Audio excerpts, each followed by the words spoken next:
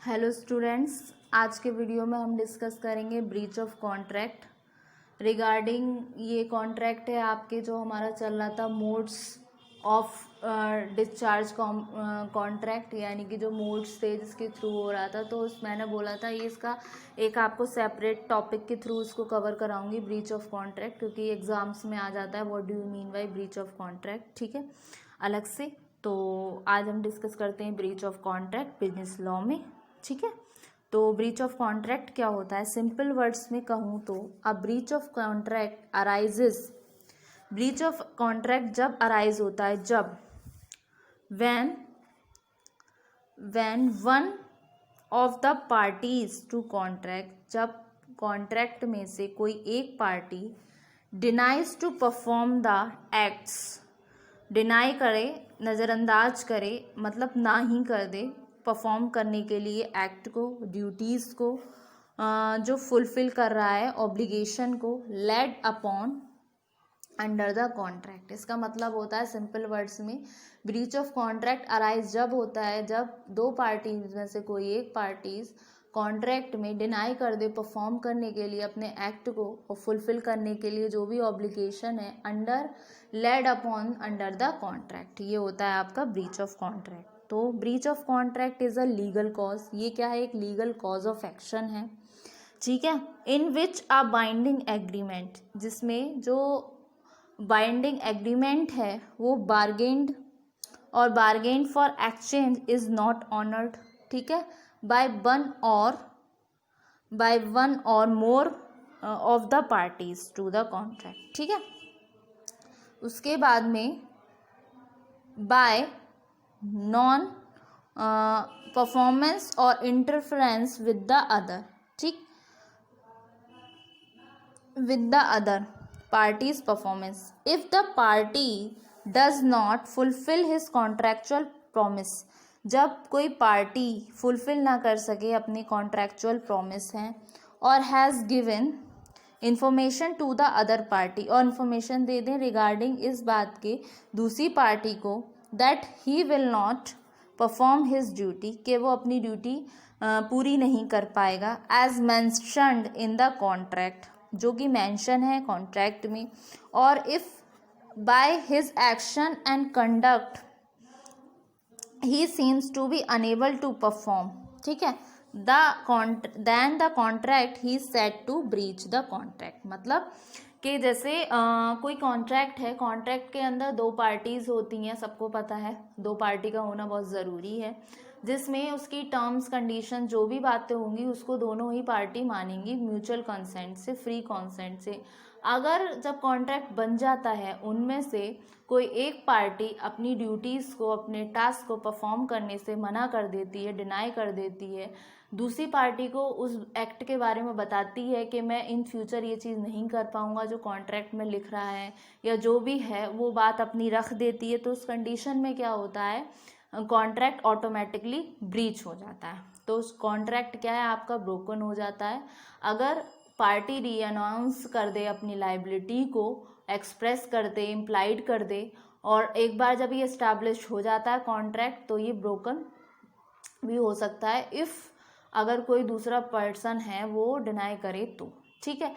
तो ये होगा आपका meaning, concept of breach of contract. अब डिस्कस करते हैं किस किस प्रकार के होते हैं आपके ब्रीच ऑफ कॉन्ट्रैक्ट, यानी कि types of breach of contract. First आता है आपका एंटिसिपेटरी ब्रीच, इसमें आपके दो आते हैं, एक्सप्रेसली बाय वर्ड्स स्पोकन और written, impliedly by the conduct of one of the parties. फिर आता है आपका actual breach on due date of performance और during the course of performance, ठीक है। तो हम वन बाई वन डिस्कस करते हैं।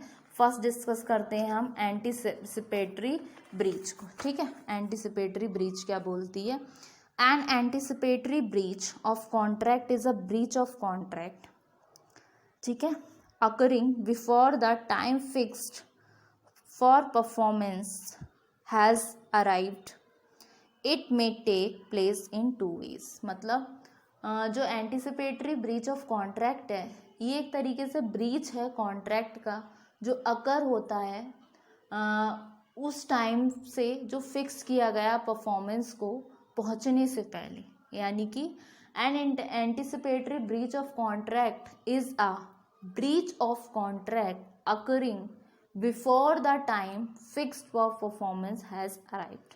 इन सिंपल वर्ड्स में कहा जा सकता है, when a party to a contract denies to perform the contract before the date, मतलब जब कोई पार्टी कॉन्ट्रैक्ट में डिनाई करे परफॉर्म करने के लिए कॉन्ट्रैक्ट को डेट से पहले जो फिक्स की गई है परफॉर्मेंस के रिगार्डिंग, तो ये कहलाती है आपकी एंटिसिपेटरी ब्रीच ऑफ कॉन्ट्रैक्ट। तो इसको हम दो वेज में देख सकते हैं। फर्स्ट आता है on due date of performance, दूसरा आता है फर्स्ट आता है आपका एक्सप्रेसली बाय वर्ड्स स्पोकन और रिटन, दूसरा आता है impliedly by the conduct of one of the parties. तो वन बाय वन समझते हैं इसको। फर्स्ट में आपकी आती है एक्सप्रेसली बाय वर्ड्स स्पोकन और रिटन। इसमें क्या हो जाता है, यहाँ पे जो पार्टी होती हैं कॉन्ट्रैक्ट में, वो कम्युनिकेट करती हैं दूसरी पार्टी से before the due date of performance. उसकी इंटेंशन परफॉर्म करने की नहीं होती है। फॉर एग्जाम्पल के लिए, और contract with B to supply, A contract कर रहा है बी के साथ कि वो सप्लाई करेगा 100 बैग्स ऑफ वीट, 100 बैग गेहूं के 60,000 रुपीज़ में 1 मार्च को, ठीक है, 1 मार्च को। लेकिन जो 15 फरवरी को ए इन्फॉर्म करता है बी को कि वो एबल नहीं है सप्लाई करने के लिए वीट को, गेहूं को, there is express rejection of the contract. इसमें क्या हुआ, डेट से पहले, मतलब ए ने बी को बोला कि वो 1 मार्च को आपको 60,000 बैग सेंड कर देगा गेहूं के, ठीक है, लेकिन उसने इन्फॉर्म कर दिया 15 फरवरी को ही। तो ये क्या हो रहा है, एक्सप्रेसली बाय वर्ड स्पोकन और रिटन एंटिसिपेटरी ब्रीच में जो टाइम फिक्स्ड है परफॉर्मेंस का उससे पहले ही हो गया। तो ये हुआ एक्सप्रेसली बाय वर्ड स्पोकन और रिटन। फिर दूसरा आता है आपका impliedly by the conduct of one of the parties. इसमें आ गया आपका जहाँ पर पार्टी वॉल्यूंटरी एक्ट करे, डिसेबल्स हिमसेल्फ परफॉर्म करने के लिए अपने कॉन्ट्रैक्ट को।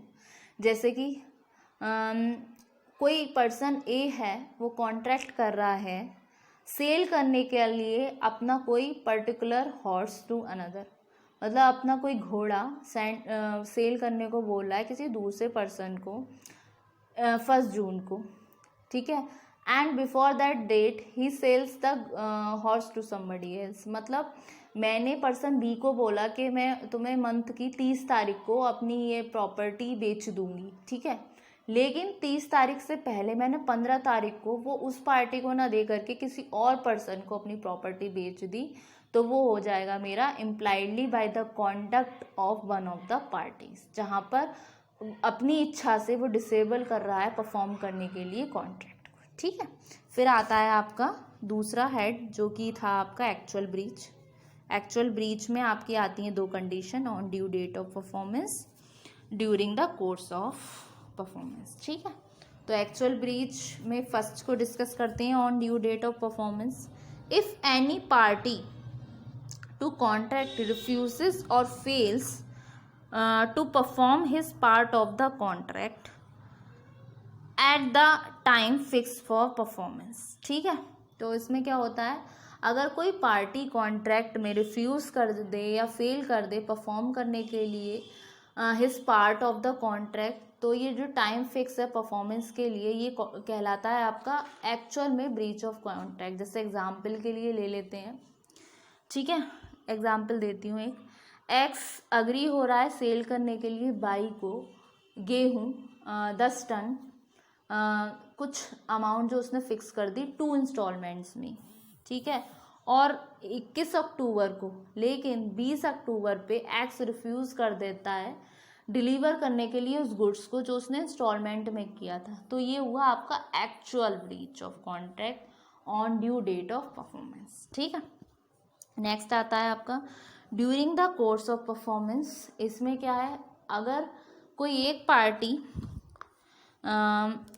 If any party has performed a part of the contract and then refuses or fails to pay to perform the remaining part of the contract। इसमें क्या है, जो आपका एक्स पर्सन है बाई को बोल रहा है कि वो सेल करेगा अपने 10 टन गेहूँ 8,000 पर टन के हिसाब से डिलीवर करेगा 2 इंस्टॉलमेंट्स में, ठीक है, 21 अक्टूबर को।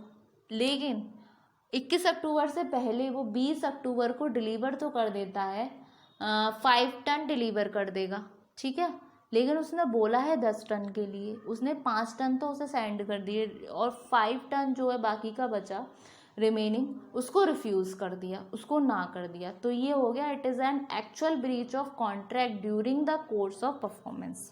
ये कोर्स ऑफ परफॉर्मेंस है, ये ड्यू डेट ऑफ परफॉर्मेंस है। इसमें क्या था, उसने बोला तो कि मैं तुम्हें सेंड करूँगा या मैं तुम्हें सेल करूँगा इस पर्टिकुलर डेट पे, लेकिन जब वो डेट आई उसकी परफॉर्म करने की, उससे पहले ही उसने ना कर दिया, मतलब उसने उसको कुछ भी पोर्शन नहीं दिया, 2 इंस्टॉलमेंट्स में एक भी पोर्शन नहीं दिया। लेकिन दूसरी वाली कंडीशन जो आई है उसमें क्या हुआ है, during the course of performance में जहाँ एक्स पर्सन वाई को बोल रहा है सेंड करने के लिए वीट को 8,000 पर टन में, ठीक है, और 5 टन तो उसने सेंड कर दी जो डेट फिक्स हुई थी उस पे उससे पहले, लेकिन बाकी का जो रिमेनिंग है उसने डिनाई कर दिया, उसने मना कर दिया। तो ये हुआ आपका during the course of performance, ठीक है। तो स्टूडेंट्स होप सो आज के वीडियो में आपको ब्रीच ऑफ कॉन्ट्रैक्ट काफ़ी अच्छे से समझ आया होगा। नेक्स्ट वाले वीडियो में हम कुछ और टॉपिक डिस्कस करेंगे। होप सो स्टूडेंट आपको ये वाला लेक्चर समझ आया और ये जो कॉन्ट्रैक्ट था आपका ब्रीच ऑफ कॉन्ट्रैक्ट आपको क्लियर समझ आ गया होगा, और जो मोड्स थे डिस्चार्ज ऑफ कॉन्ट्रैक्ट के वो भी आपको क्लियर हो चुके होंगे, ठीक है। तो thank you very much class. Next वाले वीडियो में हम नेक्स्ट टॉपिक को डिस्कस करते हैं। Thank you very much.